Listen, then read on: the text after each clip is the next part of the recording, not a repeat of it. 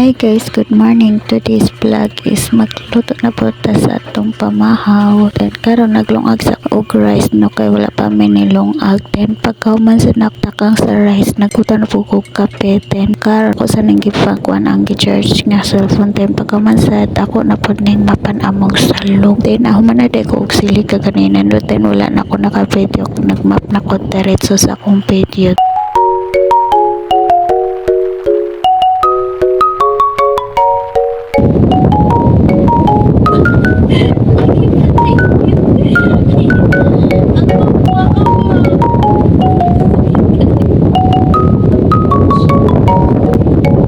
Pagkumansin ako lambing-lambing sa akong anak nanguha na pud ko direk itlog sa among manok kay ubay-ubay jud niyang itlog din dili na mo palumluman tanan kay mahurot ra gyapon ang iyang kamatay kay mahulog sa kanal.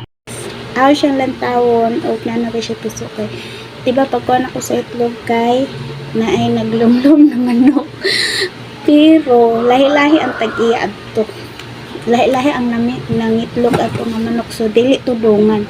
Big sabihin napay chance nga walay tao walay piso di walay piso ang egg like ani imura daw siyang ispatan kita nimo kung naa siya piso wala ni siya guys. Okay, next kini be Wala. itom lagi Kapalit na niya. Ay, sa shell. o wala pud siya. Shell po nun. Okay, next wala. Next pa jud. Wala. Sinaan. Wala oh. Next. Siko lang siya guys, no? Wala.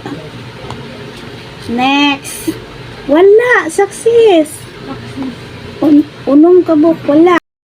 Akong dungagan kay naapa dadto. Bilin na ako ang manok o gamay. Kami ra ko ibilin. Kaalumluman niya para pisuan niya. Natatok. Naunsa man yung bataan ni guys. Oh, tinawas niyo ni. Naunsa man ni siya.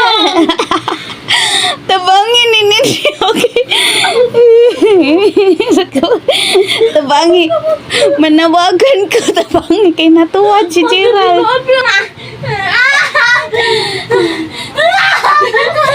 Then karon nakaluto na de kog itlog tas mamahaw na sad make kikutom na among mga bitok at chares bitok jud. Good morning guys. Manimahaw.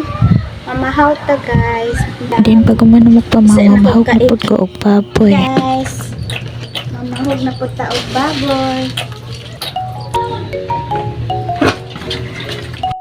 Yan lang po. Thank you for watching. Bye.